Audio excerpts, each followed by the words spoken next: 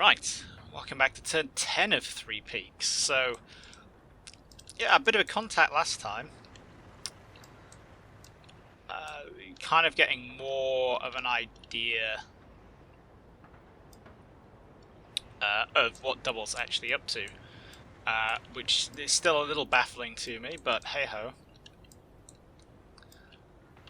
Though, you know, how do you attack this with difficulty, as I'm discovering in my game? So, we are starting to reorientate. We're starting to push around this way, but we want to see if we find any more targets, and especially want to see if these guys can lob like a satchel charge over here. That would be fantastic. But yep, let's. Oh, I think some of the Stuarts are going to be moving around this turn as well. So let's get the camera up and then just see what we get.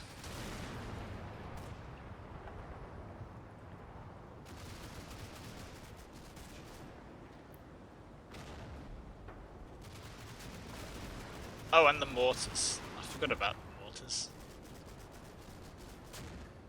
Yeah, this whole area is looking pretty clear, which is nice.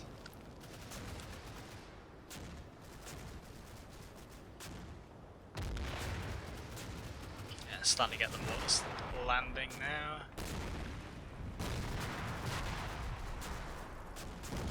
Probably too many just for me, though. We might need to take a look at that. We could both be trying to mortar the snot out of the top of the hill.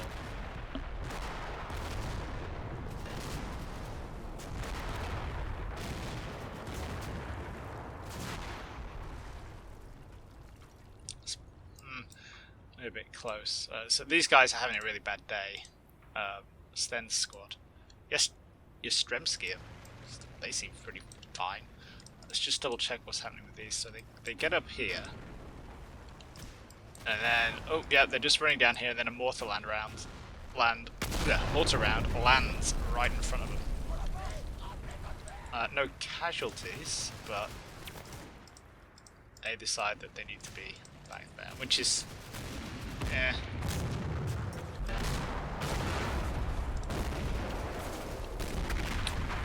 Meanwhile, Stardek is just about getting the mortar back online. So,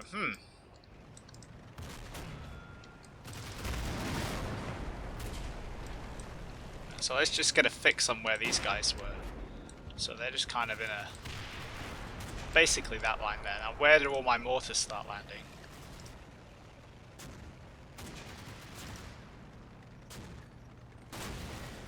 Oh, that was a...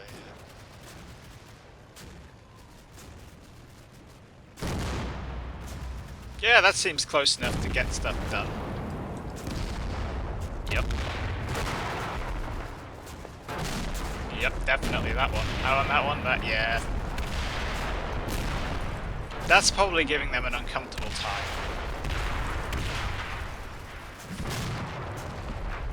Oh, they took another casualty at some point.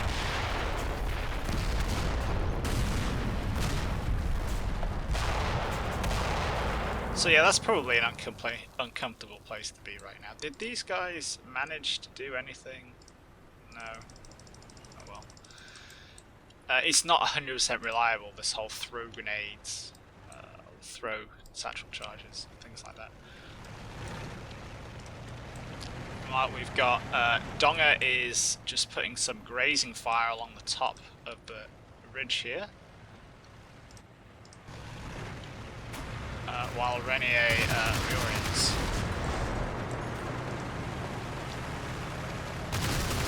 So yeah, 2 machine guns. Can't ask for more than that. Well, 3 or 4 maybe. But what I'm talking about here is about grazing fire. So if you can see the line of tracers here. It's like cutting across the ridge, the top of the hill, if that makes sense. Which means that if this happens to be Germans lying there, they're going to have a real bad day.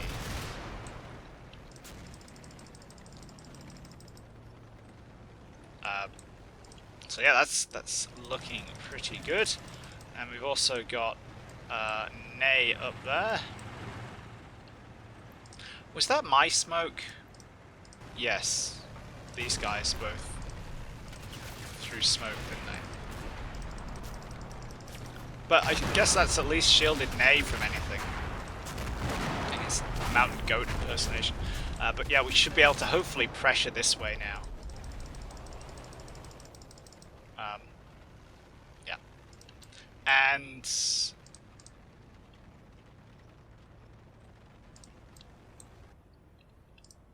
let's perhaps cut out the mortars for a second, because I feel like that was quite a lot of mortars.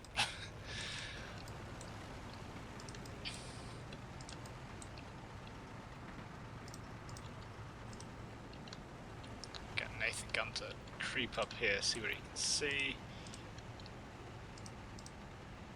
Let's see if we can't be cheeky and get the flamethrower to fire over the top of the hill.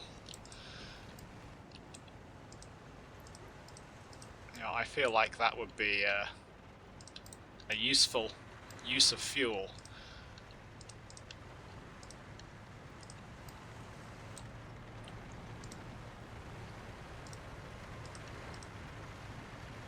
And then let's just start hitting everything.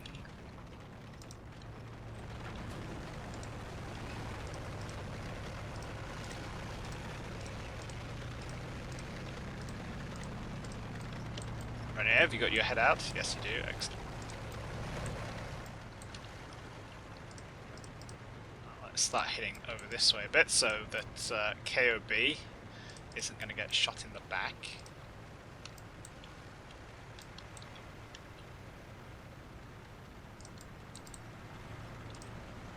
Or at least not by me.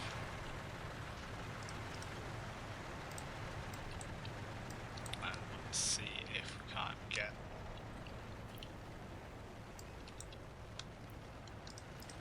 Let's see if we can't push... actually no, because he's part of that team there, isn't he? I was thinking about pushing Mortar around this way, but let's just leave that for a little bit. So, Ystremski, Scout Extraordinaire, is a bit knackered. But hopefully we can get him to get down there. These guys, yeah, Sten's fine, but everybody else is a bit knackered.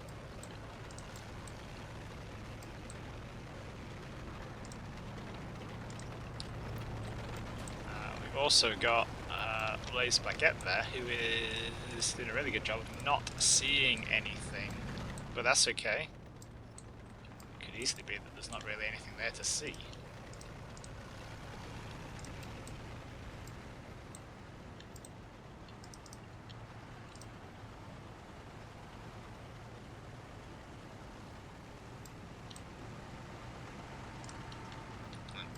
See if we can't get Nay to shoot up the top of this hill.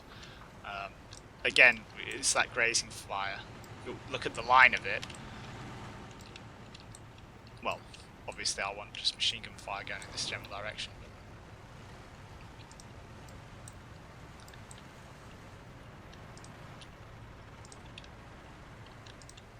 Yeah, this is shaping up a bit better than the other game.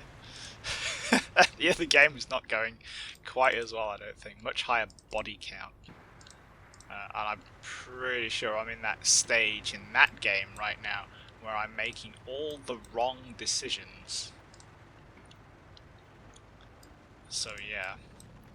But here, you know, big wide potential flanking movement here. This is excellent. Excellent.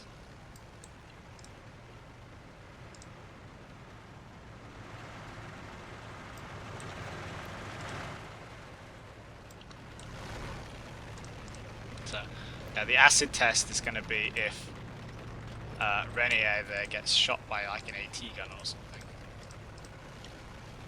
Which, you know, could easily happen.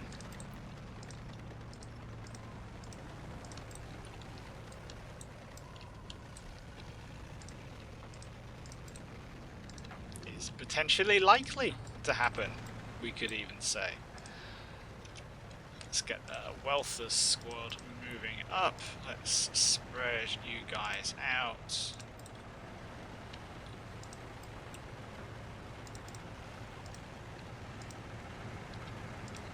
get around the edge of the hillside here. You guys can... Oh no, I guess we have some the fire elements back on 0.388. They're going to be able to do a good job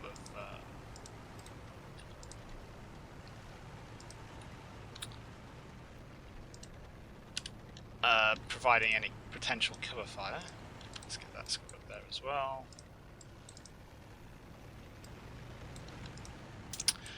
So something just occurred to me actually. So what Double's done in this other game is he's got his like 81mm mortars and machine guns right up here on top of the hill. And where they are, they're able to actually mortar the snot out of the .373, which is, you know, obviously a bit of a pain. If Double has got himself set up in a reverse slope defense back here, well, you can have a counter slope. He's bound to have some people around here, so maybe I should actually hang on a little bit and see. So yeah, let's look at this from Double's point of view for a sec. Another sec. So let's say he's making a pretty rational decision to hold this point and contest this point. So this is, I actually went and checked, this is the major objective, this is worth 160 points, and each of the other ones, so 388 and 373, are worth 120.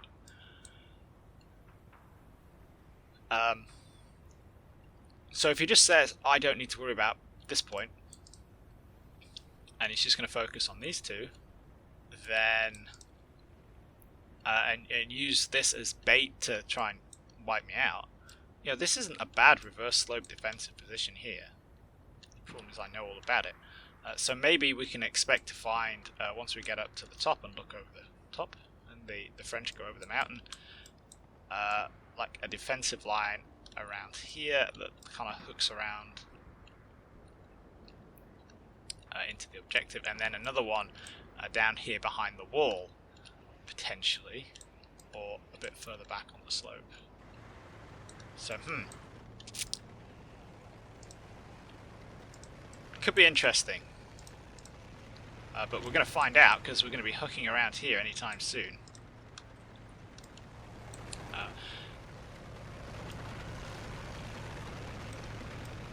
And of course, the other additional is, can I, if Double is set up along here, it would be nice to get rounds into this valley with something.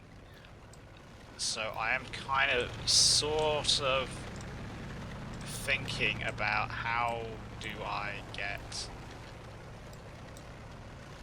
Oh, can't get through there. How do I get a Stuart round there where it can shoot up and do nasty things? I'm pretty sure there's not a way through all these rocks.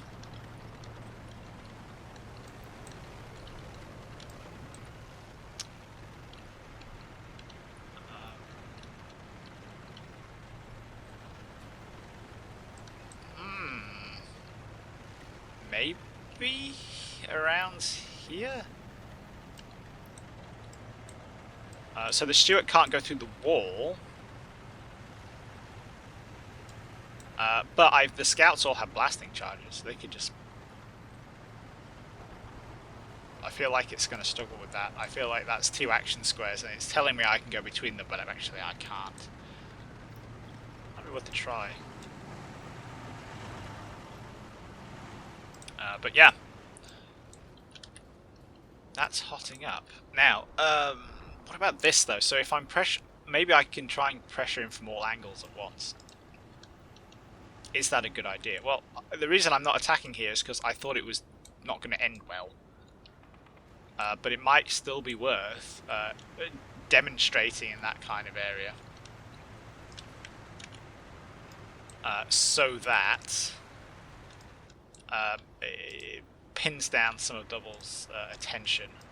But in the meantime, it is the 20-minute mark. We are kind of kicking off up here now. And yeah, if we think this platoon here is my reserve, which is defending the left, this platoon Oh, sorry, let's actually do the names. So Nam Lee's platoon is holding off the left and is the reserve platoon. Zio Sisio with 3rd platoon are going to hook around the side here, while the scouts and the rocket man hold in the center. The mortars are just going to blow everything up, and then we have Sierra's platoon, which is... I think once we take that mortar out, I'm really going to be able to just punch over the top. Right. Very interesting. But, yeah. You might have started to hit the messy phase here.